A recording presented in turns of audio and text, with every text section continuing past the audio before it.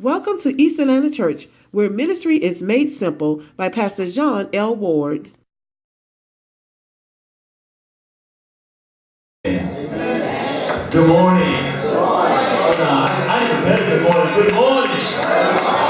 You don't understand how important this day is to me. I'm going to say this. Okay, first I need to rise up.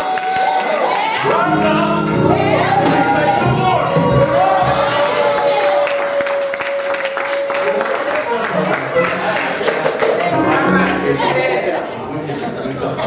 Y'all have to yell all day. I've been looking forward to this day since last year.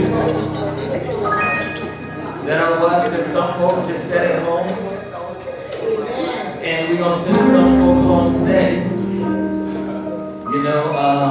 My message was this morning was going to be the eulogy of a saint.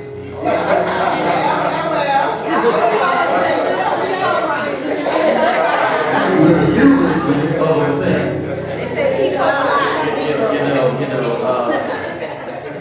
But I decided I would rise up above that. Because those things are beneath me. I shall rise up as wings like an eagle.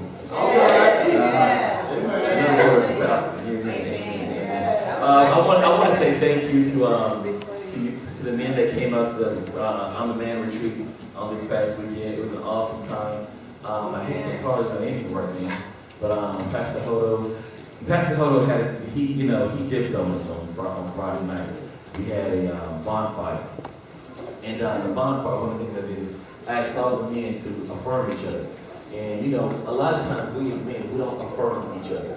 And we don't speak life into each other. Only time that tips, I'm still like, can y'all hear me? Yeah. Okay, all right, because I feel like I can. There you go. A little bit. All right. And so what happens is a lot of times, young men are not used to affirmation. So when they begin to have affinity with other young men that affirm them in today's society, they begin to think that that's a homosexual activity, and it's not. Or either they get it from gang activity and they feel that's the only way they can get that affirmation. So I felt it was very good that we should begin to teach our men, and even us as adult men, learn how to affirm each other. And that means speak life into each other. Because see, some men don't even know how to take a compliment, from another man.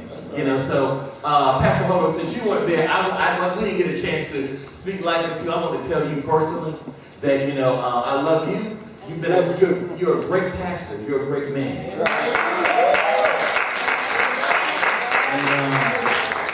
I say that because I've noticed you're one of those straight arrows. You say it how it is. There's no sugarcoating. He ain't no Splenda, ain't no sugar, ain't no honey. Ain't no agave. It's straight, black, and hot. You know what I'm saying? That's what it is. And it's going to be strong. You know what I'm saying? So, and I respect that. Especially, me, being a younger pastor, I respect that, especially like elders, especially men that can tell it like it is. And I know, hey, you say it. I'm the same with my daughter. One thing that I understand, we're straight with people, and we don't give them, as we call consolation prizes. When you congratulate them, they know that it's well worth being earned. Amen. So I want to tell you, thank you for being the man that you are, for being the man of integrity that you are, being a man of truth that you are. And that speaks volume to not just you, but it speaks volume to men like me that are growing up to be seasoned like you. Amen? Amen. So I want if you had some winners or marshmallows. Well, if you had a guy brother that wanted to walk with us in the morning, I'm just saying. Oh, that's true, too. But we do have a I Am Woman retreat coming up November 2nd and 3rd. If you all have not registered, please do register. It's going to be some great women there. It's going to be some great classes there.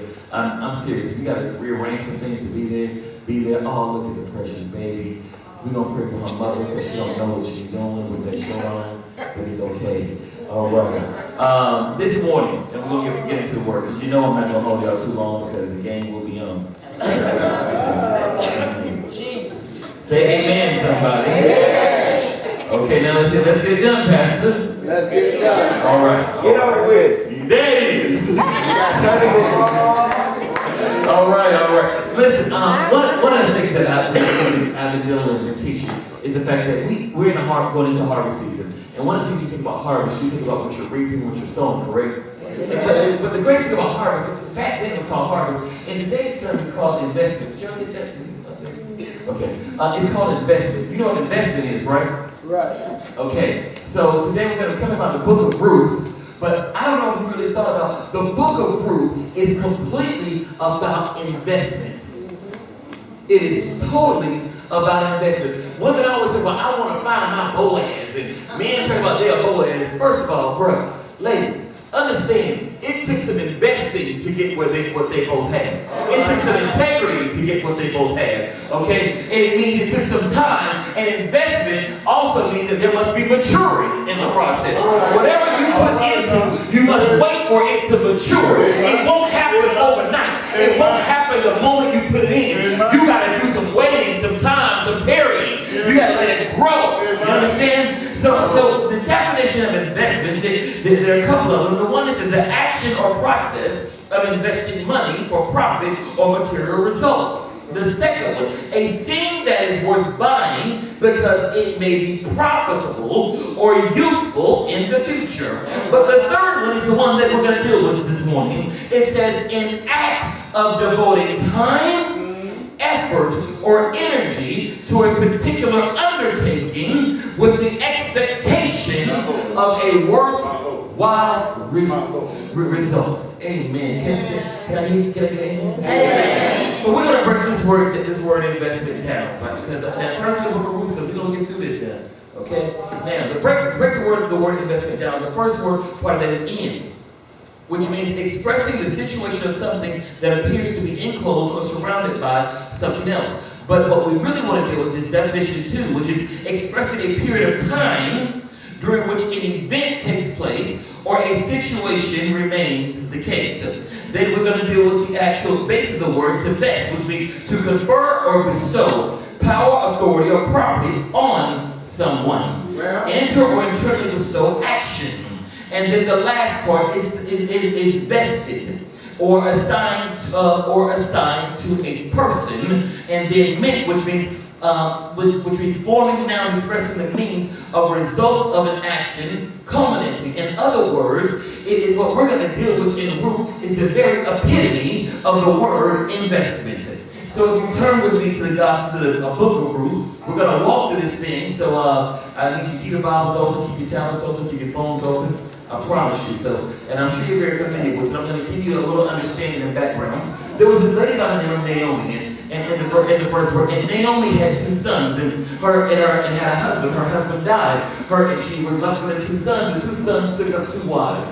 Now these 2 wives were married or took up wives, so she had 2 daughter-in-laws, and her sons died. And in passing, she was left with just the daughters-in-law and no husband. Now, understanding culture and tradition, women were not allowed to, and I have to say this clearly, we're told women weren't allowed to own anything. But here's the thing. They could have it, but they couldn't own it. And let me break that down to you. That means if your husband died, it remained in a state of limbo. That means you couldn't do anything with it. And you couldn't sell it. It was just there. That is the reason why when the husband died, he was to marry the brother. Okay, because then he would take on the rights of it, and then you could begin to gain assets from it. Once again, by being submission unto the husband. Well, the problem, the sons died, so therefore they would have taken it, but they weren't there. But then the daughters were left there, which was the daughters-in-law. They were women. They couldn't have vesture of it. So they're sitting on an investment on property that is maturing that they cannot cash out on. How many of y'all got blessings that you can't cash out on? You just look at it going around and around. You can't do nothing with it. You want to. You know, I remember back in the day when my grandma used to buy this U.S. savings bonds. Some of y'all young people don't know about that. You know about U.S. savings bonds, right? You know, and when I was hit up for my birthday and Christmas and everything, I thought I had some money. He was like, "Doc, that ain't working." But it says $100, but it's not matured yet. Did you hear what I said? It said $100, but it had not matured yet. So a lot of us are sitting on blessings and promises of God that had not matured. So what Naomi does, she tells her daughters, listen, I'm too old, I'm an old woman, I can't do anything, I'm not going to even have any children, and if I did have any children, you're going to have to wait a long time before you can even marry one of my sons, if I have a son. So what I'm going to ask you to do is just go on about your way and do your bit. And they was like, no, we're going to stay, we good, we're going to stay here with you, you know. And she said it again. Okay, now one daughter decided to stay, which was Ruth. You know, and it says in verse 16, and I'm going to pick up a little bit in verse 14. It says, again, they wept loudly, and Oprah kissed her mother-in-law, but Ruth clung to her. Naomi said, look at your sister-in-law, has gone back to her people and to her God. Follow your sister-in-law. But Ruth replied, do not persuade me to leave you or go back and not follow you. For wherever you go, I will go. And wherever you live, I will live. Your people will be my people, and your God will be my God. And where you die, I will die. And there I will be buried. My Yahweh punish me, and do so severely, if anything but death separates you and me. When Naomi saw that Ruth was determined to go with her, she stopped trying to persuade her. Now, listen, here's a lot of times we're diligent and we're determined to go ahead and do what we know we're supposed to do and keep and walk in integrity. But sometimes we're trying to do it to people that have lost their way and they're not feeling love themselves and they're in a depressed state and they can't receive us. And what we tend to do is walk away and say, forget it. All right. But Ruth didn't do that. That's right. Ruth looked at this woman that was hurt and bitter and said, no matter what, I'll still stay there. Now there's two people here that are about to invest in something. Right now, Ruth is investing in Naomi. All right. When she said, your God will be my God, your people will be my people, your ways will be my ways, she's saying, I'm making a conscious decision to invest in your way of life. See, as believers, we got to make a conscious decision to invest in God's way of life. Amen? See, we tend to want to invest in every other way of life except for God's way of life. So, but here we come in 19, it says, the two of them traveled, and here you're going to see the depression, and you're going to see the bitterness and the misery of Naomi. And she says, the two of them traveled until they came to Bethlehem. When they entered Bethlehem, the whole town was excited about their arrival. And the local woman exclaimed, can this be Naomi? And she says, don't call me Naomi, call me Mara. She answered, for the Almighty has made me very bitter. I went away full, but the Lord has brought me back empty. Why do you call me Naomi? Since the Lord has pronounced judgment on me, and the Almighty has afflicted me. All right. That's where many of us die. We die right there. We look at God and say, God, you brought this on me. Evidently, I've done something wrong, and I don't know what to do. So the first thing I want you to be realizing is this, your first point is, are you willing to invest in someone else other than you? All right. Even you have to submit to when it appears that there's nothing, that there's much more elsewhere. Ruth made a decision that if you look at this empty field, this is what Ruth saw. This is her right now, an empty field. But other places, there was, I'm sure there were other men, you know, that she could be taken up. She could become a wife. She was young. She could become a concubine. She could become a handmaiden. She could actually still get out there and do her thing. But she realized that none of that was worth what the promise was that she had realized when she was with Naomi. She realized that her God and her ways was a special people. See, a lot of times we are looking at when we're walking in the kingdom of God and we're trying to be a believer, we're trying to walk by faith, we realize And see, the world has a whole lot much more to offer to us right now than what the kingdom looks like it's offering to us right now. Well, And y'all don't want to say amen to that. The world is saying right now, I can give you a better job.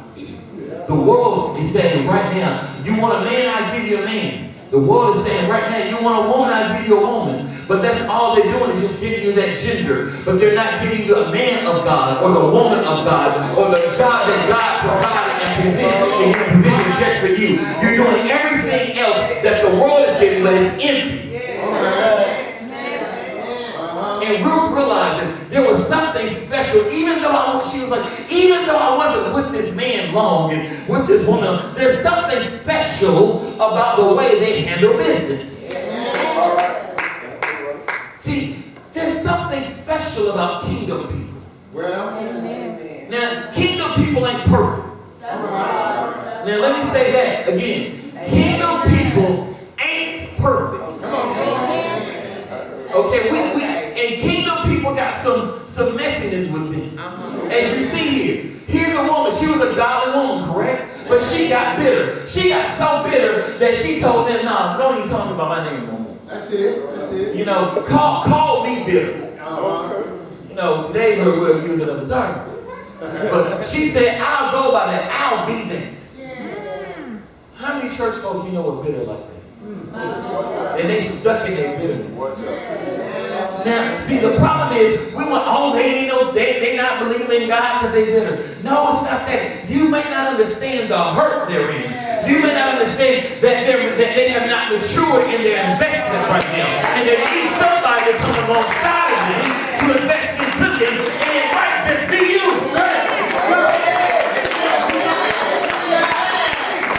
Instead of talking about them, you used to be this, you used to be that. No, I need you to remind me of how good and happy I used to be. Right now, I feel bad. I don't want to talk to you, but if God sent you in my life, do your job in my life.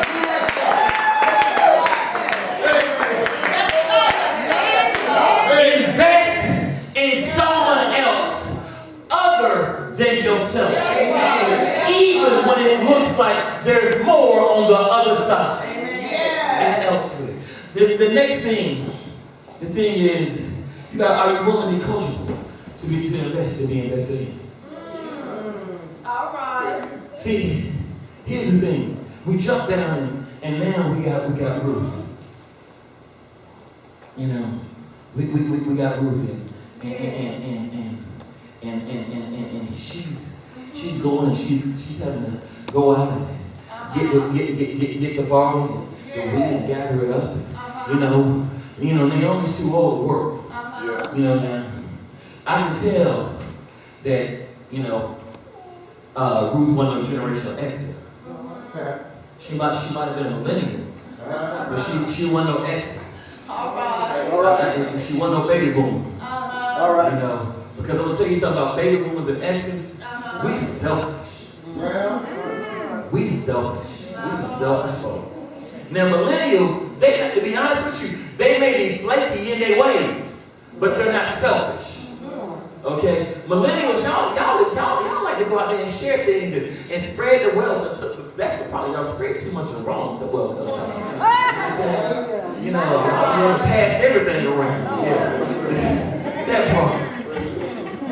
You know, I mean, but see, the thing is, I can tell that she wasn't sure that because she literally got out there and began to work. And what women have to do is they would go in the field and pick up the sheaves that was left over, that the husbands would left, the men that worked for the landowner. They would pick up the sheaves and pick up the wheat and the barley. And they would drop some, the different straws. Then they would go and get the leftovers and they could bring it back. all right. So she went out and she would gather up. But not when she gathered up for herself, she would gather up for Naomi. Now, how many folk you know today gonna be like, girl, I'm out. She want me to go out there and bring her something back. She can get out there. I know if she can walk, she can get something herself. Some of y'all church folk like this yourself. Y'all don't want to pick nobody up if they ain't got gas money. Come on. Am I lying? You know, y'all don't want to. If you ain't put in, you ain't getting nothing out of it. But the thing is, she realized that if I'm going to submit to her, I'm going to submit to her. It's not about what I'm going to get out of her. It's what I'm going to pour into her. It's not what I'm going to get out of her. It's what I'm going to put in. See, the kingdom of God is, the Bible says, as on earth as it is in heaven. See, the problem is, y'all think God's supposed to give from heaven down to earth. He said your blueprint for heaven is down here on earth. So how you put, many of y'all saying, I'm in hell down here. And that's when you're going to be in hell later on. Because you're making your hell down here. I choose not to make this my hell. Because it says on earth as it is in heaven. So therefore I'm going to make how I want my heaven to be on earth. That all has to do with my perception. Okay? That means that I want people to tolerate me. So I'm going to tolerate you. I want people to love me. So I'm going to love you. Watch this. Come on now. I want God to give unto me. So I'm going to give unto you. So that I say I'm giving unto you for you to give unto me. I'm not looking for you to give me nothing. I'm looking for God. See, God is Jehovah Jireh. He's my provider. That's the thing. So what happened here is, and all this she's learning, that listen, I don't have to worry about what happens as long as I follow and I submit. So she goes out and she gathers in the bottle, when she brings it back in, and then when she brings it back in, all of a sudden then Naomi, she starts telling Naomi, and she runs into a situation. And it says the servant answers, when Boaz asked his servant, who is in charge of the harvesters? And whose young woman is this? Because he's out here, this woman's out here, and the servant says, she is this young Moabite woman who returned with Naomi from the land of Moab. She asked, will you let me gather fallen grain among the bundles behind the harvesters? She came and has remained from early morning into now, except that she rested at the little in the shelter. Then Boaz says to Ruth, here's what happens when you walk in integrity. The next thing, you gotta walk in integrity. Okay, see, when you're investing, most of our financial holders, stockbrokers, financial bankers, they go to jail because they lack what? Integrity. That's right. Hey, white collar crime is real. As a matter of fact, let me break it down. If anybody ever been in the dope game, the drug game, I know none of y'all gonna raise your hand, y'all scared. So I'm gonna raise my hand. Everybody been involved? No. Everybody tell the truth. There you go, thank you, Pastor. You know what I'm saying? I ain't scared. Here's the problem. People say, how can you do that and worry about, how you know somebody gonna try to rob you, try to shoot you? The bottom line is, you try to do business with people of integrity. And everything you do, because when you're dealing with money, see, when you're dealing with money, your problem isn't about a fool, it's about a greedy or untrustworthy person. That's the one you gotta worry about. Because see, and those people that are disingenuous are often those people that are right next to you. The ones that are sitting there saying, hey, we can do better. Hey, we can do this. Oh yeah. Hey, why you want to take? Why you just sell that bottle of oil, speaking on it? We could make a whole lot of money for it, and then fed the poor. Oh, I'm sorry, that was the person that walked with Jesus, wasn't it? Who didn't understand. Yeah, that part. See, what happens is we have to begin to walk with integrity. And what he saw was there was this woman who was walking with integrity. And he came to her and he says, listen, my daughter, don't go and gather grain in another field. First he says, listen. Now remember, he's the husbandman, so he's the overseer. He says, I don't want you to go anywhere else. God has said, I don't want you to go anywhere else. All right. I know it may look like it may be better for you. Once again, it may look like it's better for you to get something else and go somewhere else, or even be greedy enough to say, get what you get here, and then go over there and get what you get there. He says, listen, I don't want you to go anywhere else. Go into another field. And don't leave this one, but stay here. Watch this. Close to my female servants. Yeah. See which field they are harvesting and follow them. Submit. That means that get with people like you and submit yourself unto them. Don't come in here trying to run the show. Don't come in here doing your own thing. process here. And if you listen to me, you'll learn the process. And you will stay fed. But what's more important than being staying fed? Watch this. He says, and follow them. Haven't I ordered the young men not to touch you? In other words, he's saying, here you will be protected. If you go anywhere else out of my covering, I can't protect you. See, you don't understand. God says, here, up under my umbrella, I got you. See, that's what a husband does. Baby, as long as you're here, I got you. Then y'all with some jokers that ain't got you here, then I think you stepped out and went over there. And you need to get back here. You understand? Some of you men, if you want some women that don't know how to follow you here, then you went and got someone from over there. And you need to find someone over here. You understand what I'm saying? If you're in a business relationship with people that don't know how to cover you and protect you here, that means they're trying to lead you out there out of protection over there. And see, that means that you're going to lose everything you have here. The husband and the covering, the redeemer, and you're going to remember this word, is going to protect you here. But you must abide. He's somewhere in this book I read, he said, you abide in me and I abide in you. That's the here. You know.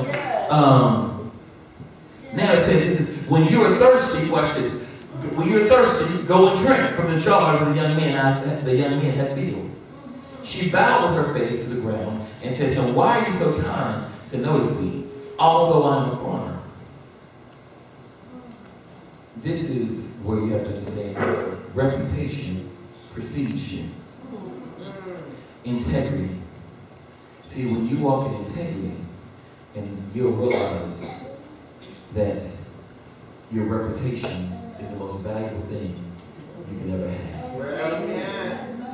See, you can put whatever you want to on your resume. But when people call for some references, that's what's going on. What's that question they ask? They don't ask, why don't you work anymore? They ask them, would you hire them again? That's right. Praise God. See, that speaks volume. Yes. Would you hire them again? You know, in other words, as preachers, I think it is, well, will they invite you back?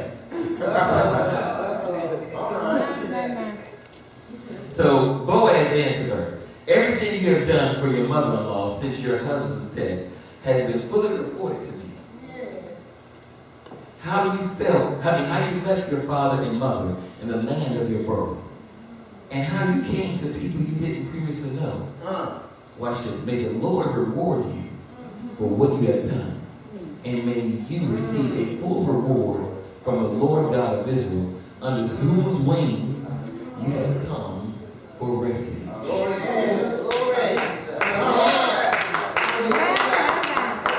See, your Boaz, your Redeemer, he's not talking about what he can do for you.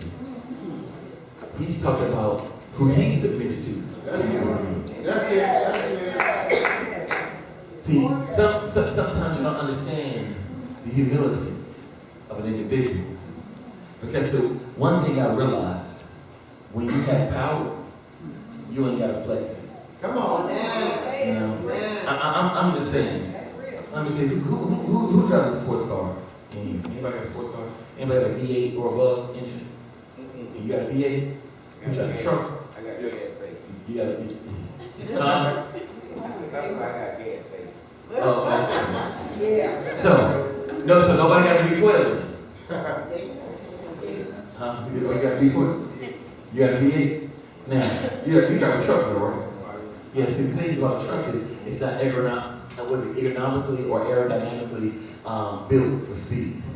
You know, that's unless you drive a new Bentley truck. You got a Bentley truck? If you got a Bentley truck, Pastor, we paying too much. I can reevaluate that thing right there. Or maybe I'm not getting paid enough. One or two. Some may end up here. I just want to know.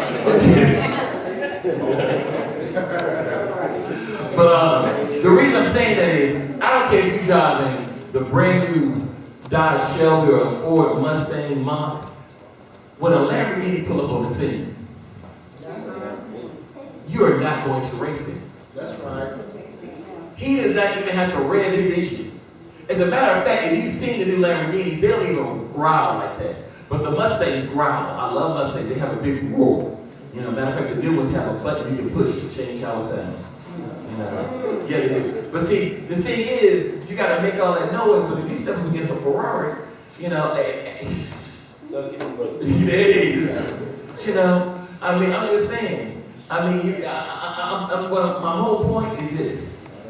When you know who you are, you don't have to flex. You know, I mean, when you don't have to decorate and put lights on a Bugatti Veyron. It is what it is. That bad boy ain't have paint on it. It looks good. You understand what I'm saying? But see, you gonna have to do some things. You know, put some tinted windows. But see, when you know who you are in God, you don't have to dress it up. You just know who you are. You walk in that authority. And the thing about it is, demons know who you are. You understand? And then real saints know who you are. You ain't got to say nothing. It is what it is. So why are we busy trying to make it look like we're more than who we are? And trying to impress people? Because see, even if you do and have that power, and you have to flex it to get somebody else to understand how to set up under your investment, then they're not for you. You hear what I just said? If you got to do all that to get them to understand who you are, they're not for you. Because see, there's someone out there that's just biting at the chump, waiting to submit to someone that will invest time in them, that they can mature. Where you are right now, even if you feel like you don't have anything to divest, and I use the word divest means that you break down, you sell off. Why? To make more of. You get what I'm saying? So that means I'm gonna sell this because I'm gonna do more with what I make from it to multiply. So what happens here is he's telling her, I know who you are, I know your integrity, I want you to follow me, I'm gonna cover you, but I need you to follow me and do what I say. She goes home, she talks to her mother-in-law, and she says, do you know who he is? She says, he's actually family. And she goes and she tells him, listen, them mothers be knowing. And she knew she kind of liked him. And she went out, and he kind of liked her also. So she told him, listen, this is what I want you to do. I want you to go, y'all know the story. Ruth goes and appeals to Boaz. She tells him, listen, what I want you to do is go into his chamber. I want you to lay on the threshing floor and wait for him. Don't let him see you. Don't bother him. Be out drinking with the fellas. Leave him alone. When he comes in, you lay at his feet and have him cover you. Now, this is where most people's story stops at. Amen? This is where most people stop the story here. Yeah. But here's what happens. He says, and I'm almost done now. I'm really done. And Boaz says in verse 3, he says, then he said, may the Lord bless you, my daughter. You have shown more kindness now than before, because you have not pursued younger men, whether rich or poor. Nor don't be afraid of my daughter. Be afraid, my daughter. I will do for you whatever you say. Since all the people in my town know that you are a woman of noble character. Stop. All right.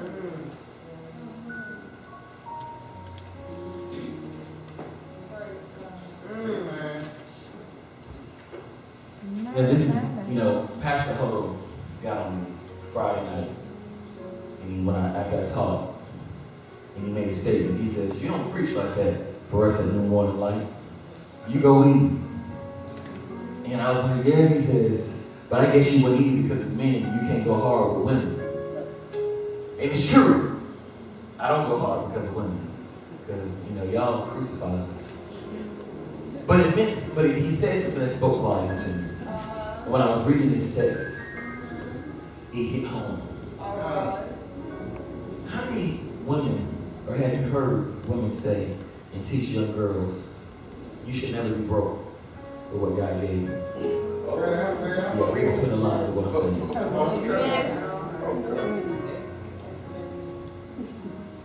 How many of y'all have seen women do things, not even sexual things, but just the illusion and allude to things of promiscuity to get the attention of men to get what they need? Preach it now, man. How many women have you heard the statement? I'm not beating women up, but I gotta get you to get this, because see, here's the thing. When you're birthing our seed, and you're the closest thing to nurturing our seed, and I can no longer have you putting what you've been putting into our seed, because it's birthing the negativity with our female gender seed, as well as our male gender seed, and then I grow it to be men and women of God, and grow it to be fruition like they're supposed to. So please don't get personal with me, take it personal with yourself. Thank you. So, how many of y'all heard? Listen.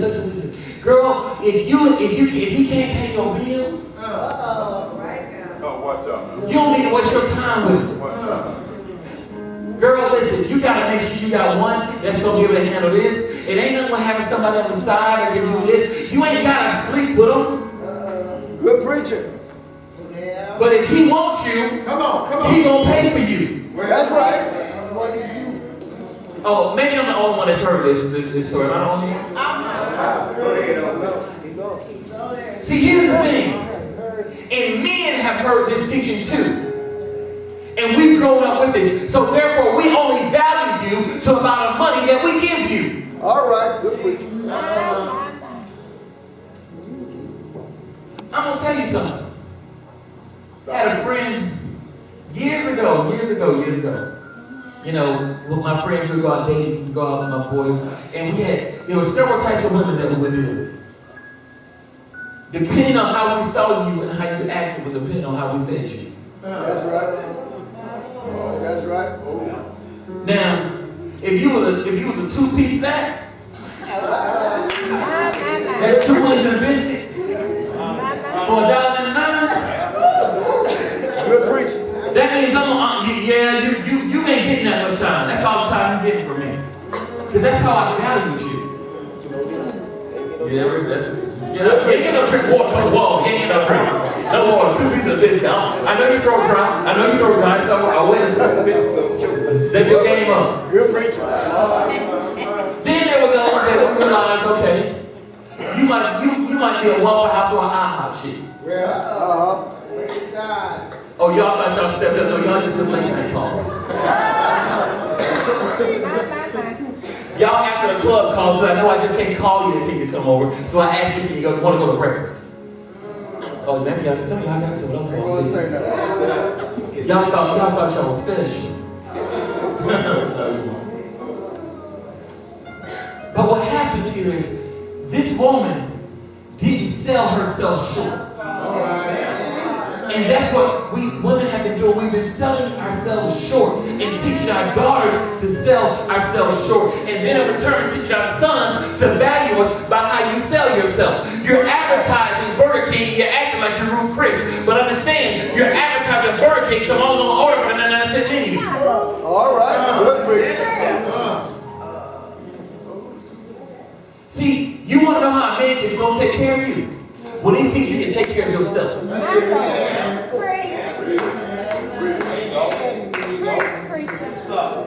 If you have no conversation except for gossip of what's going on Facebook, gossip of what happened with your girls, then you don't get that thugged out dude that has nothing else to do but to go in and out of jail because he don't know anything inside.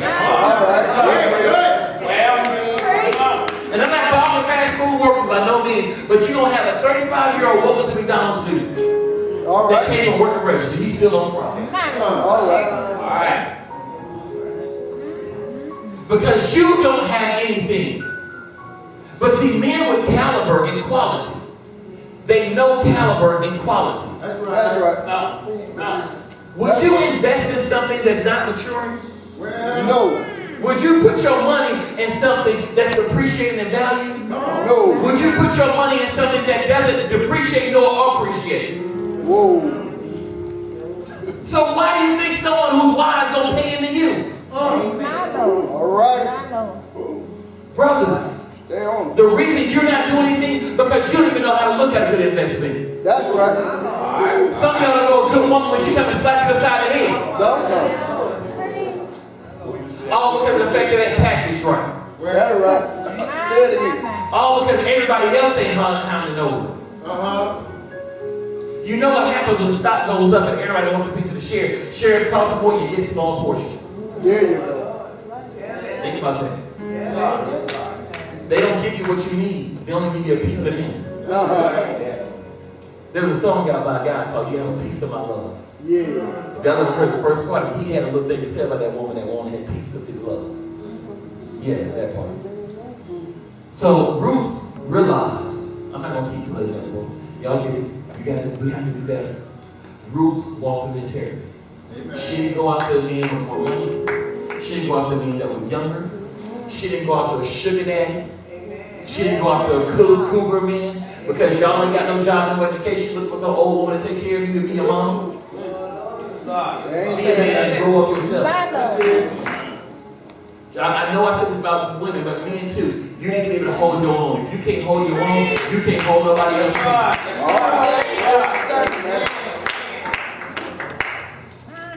I'm just going to be honest with you. Be honest. There you go. So Ruth walked in integrity, and because of that, he realized when he saw who she was, and he told her, listen, this is what you're going to do. And I know I'm over my time, but he said, this is what you're going to do. You're literally going to come up under me. And he says, I want to redeem you. That's right. Naomi called him the Redeemer. She said, this is Bible. Am I right, Pastor? This is Bible. Look at your Bible. It says, he is, when they talk about Boaz, it says, he is a Redeemer. Yes. What does a Redeemer mean? What do you know what Redeemer means, right? That means that he will cash in your voucher. Okay? He will pay on your investment. That's right. He will bring in the annuity which you have deserved. So he goes in and he says, but I'm not the only redeemer. There's a redeemer over me. He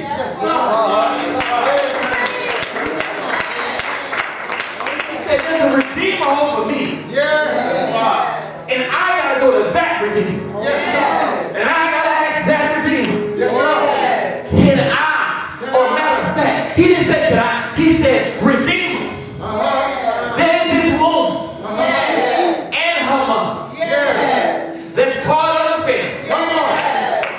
And they need to be redeemed. Do you want to redeem them? All right. Now this redeemer came back and he looked at me and he was like, wait a minute, I do, but then he realized that there was Naomi attached to the deal.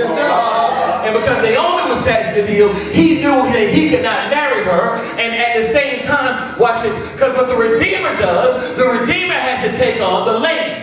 The Redeemer has to take on the assets. The Redeemer has everything that comes with it. And he said, listen, I cannot take on that anymore. I got enough. Watch this. I got enough assets coming from elsewhere that if I do this, I'll be in jeopardy of that. But what I will do, I will release them to you. The Redeemer said, listen. The Redeemer said, listen, I have no need of the stuff that they have. Because I got so much more that I will release this to you. God has said, I have no need for this stuff down here on earth. But since you brought it to me, I have no use for it. And because you were walking in integrity with me, I have no use for it. And because you found out everything you need to find out and the information about it, for me, I have no use for it. And because you came to me like a man and you didn't sneak and steal it from me, I have no use for it. He says, but for you, I will release all of this and that woman and those blessings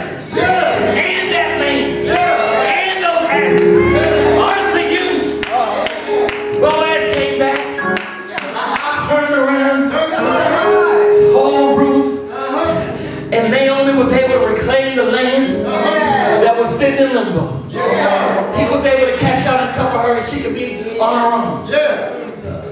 Now Ruth is sitting here now, a woman who lost her family, lost her way of life, lost her husband, kind of lost her pride, was only just trying to live.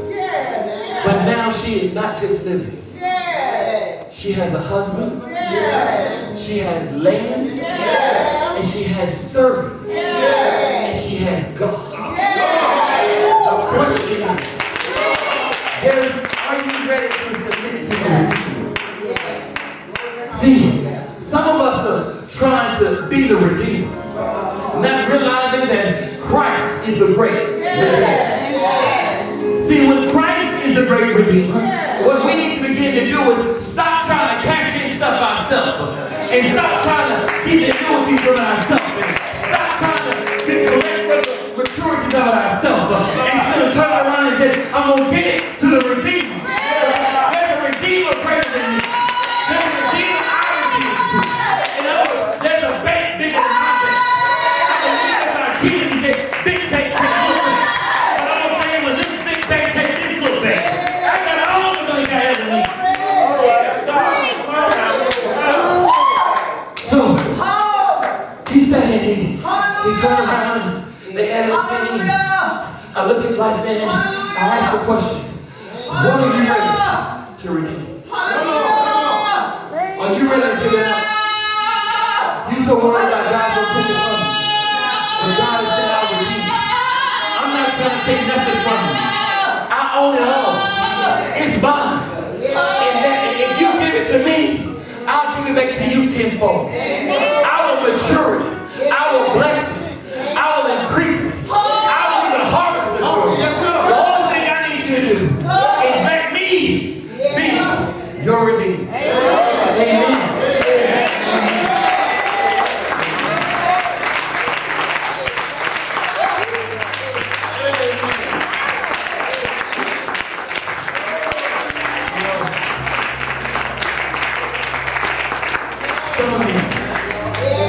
Some of you haven't had a chance to let God be your Redeemer. Some of you have been cashing in your own shoes.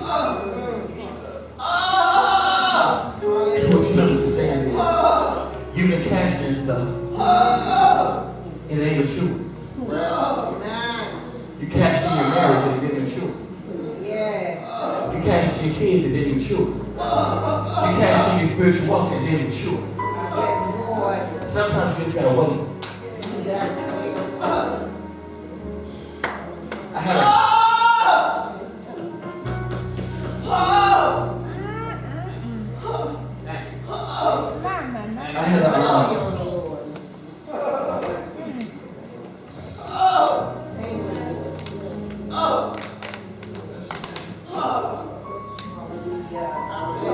had a awakening moment this past week. Some of you know I petitioned for a church, another church pastor. And it just hit me with his own message. And I said to God, you created a lot in me. You gifted me a lot. And the doors of the church are open, please. And, you know, I went down there and I preached. You know, those that know my resume know my resume is like 4 pages long. And I have such a passion for people. I have a passion for ministry. I have a passion for service. And at one point, I didn't want the church. I didn't desire it. It was just, you know, maybe it's what God wanted. Then God took me to the point where I created a love for people. And I thought it was going well. Went through and they had a short list and they didn't call my name. It took a lot out of me being rejected. You ever feel rejected? Rejection hurts. Yes. And I thought it was rejection. But in his message, God told him, and I'm sharing this, and really, honestly, this is hard for me because I don't share open like that with people when I'm really hurt like that. He said, I didn't reject you. Come on now, say it. He said, they didn't reject you. Yes. You just trying to cash in on something that hasn't matured. Glory.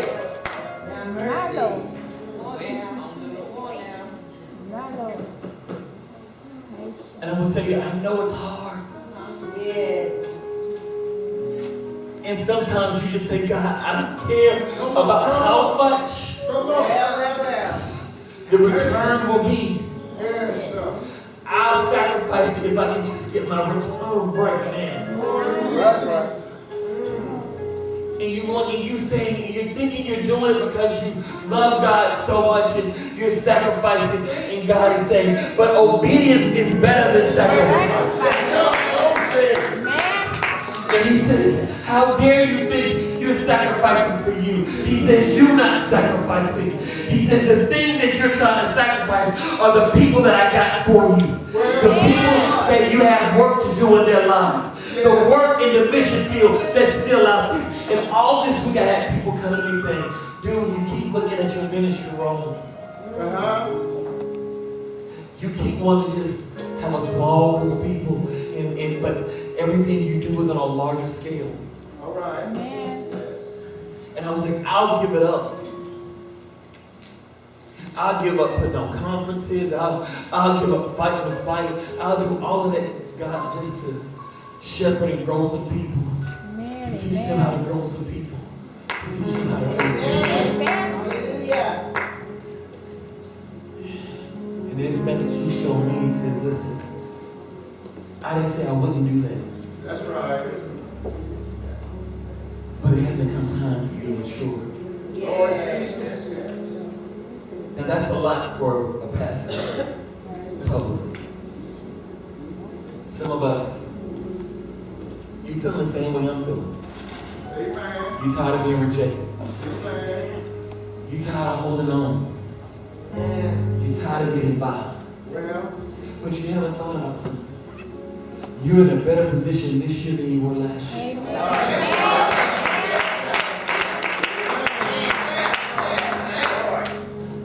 You're reaching more people than you were this year than you were last year. And God is saying He's only allowing you to keep reaching more people so that when He matures you, they won't know that you did it. They'll know that He did it.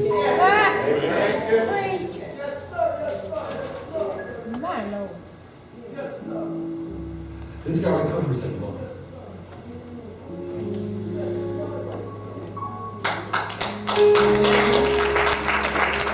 I met this guy earlier this year. He's a comedian. And I say that even though he does have another job. And I won't say he has a real job because I know what God has called him to do. You know, one of my members is also a comedian and on the circuit and everything. And I deal with a lot of comedians. And I kind of turn my nose up at guys and people that say they do that. But when I met him, we're as obvious as day and night, not just he midnight black and I look good.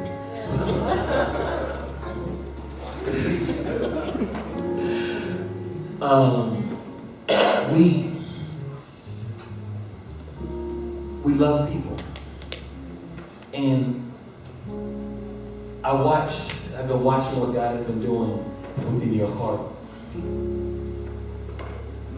And I've watched how, and you don't think I knew it, but I've seen how God has worked on your integrity.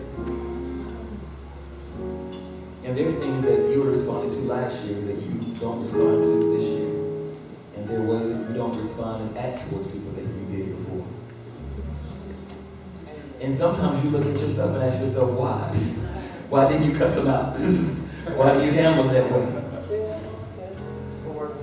But the thing is, and then you ask, okay, God, all this stuff that you've been doing, and I know it, and I say this, When is it going to just blow up, and when is it going to manifest, and greatness happens overnight?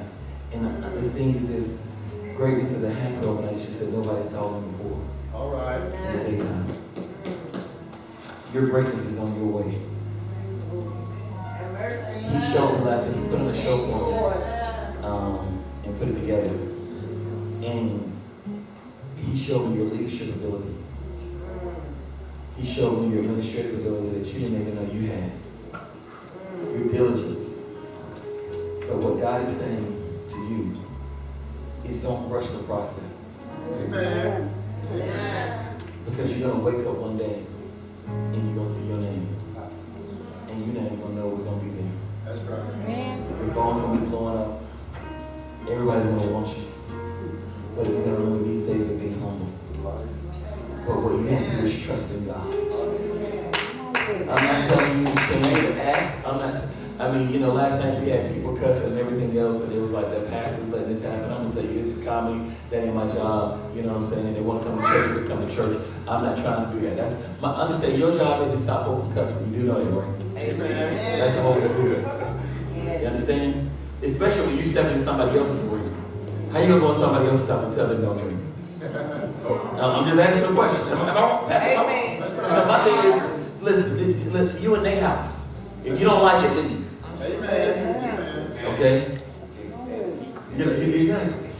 But it'll be a greater ministry if the fact they watch that you abstain and not judge them. Amen. You understand? So, I just wanted to tell you, and I'm not trying to pick on you, but it's really because when I was here telling my story that God showed me what's going to happen. And that you need to be diligent with Him.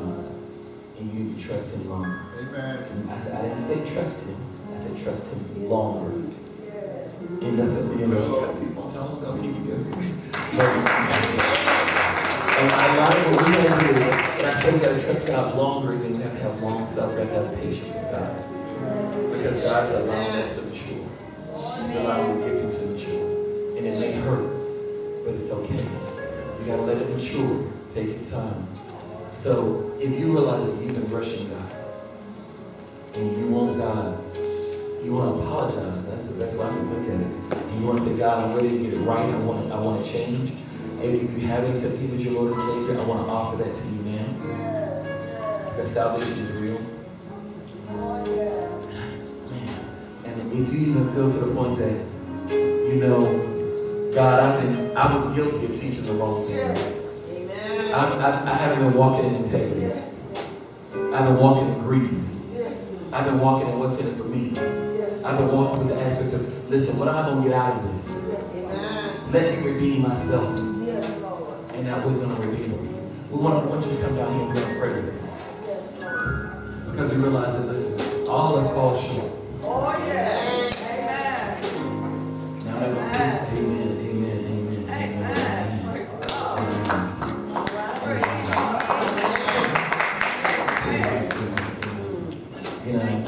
There's another. I know this is not the only brother here. Because I know a lot of us have been falling short. A lot of us have been pushing God. And a lot of us have been impetuous and impatient. But we got to tell God right now that, you know what? I give up. I yield. Tell God you realize that even though you can redeem some things, that you're not the redeemer. Let Him know that you're waiting for things to be redeemed through you from Him. We extend this invitation to you. In the name of the Father. Amen.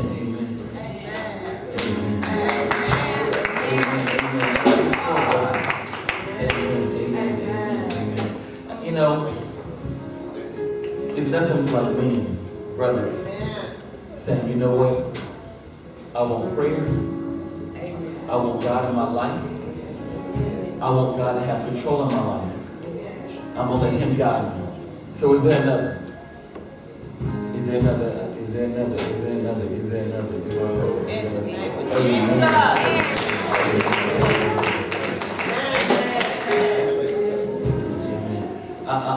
Somebody wants to share testimony right for this. I want you to keep meditating. Good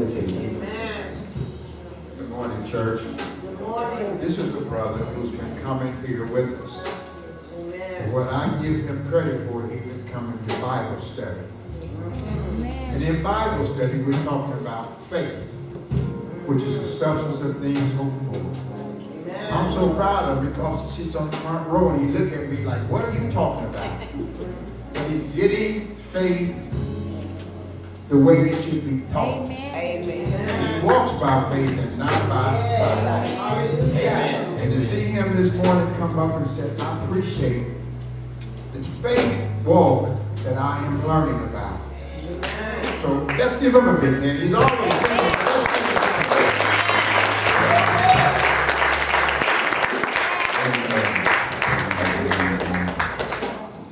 Is there another?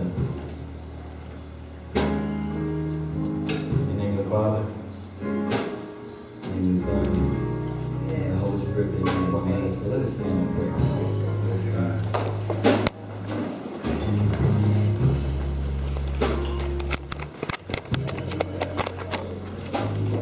Dear Heavenly Father, we come to you this morning saying thank you, Father. We thank you for this opportunity to serve you. Hallelujah. We thank you for your word that you've given us to let us know who we are. And more importantly, for us to realize who you are and who we are. Father, right now we realize that if it is sound of my voice that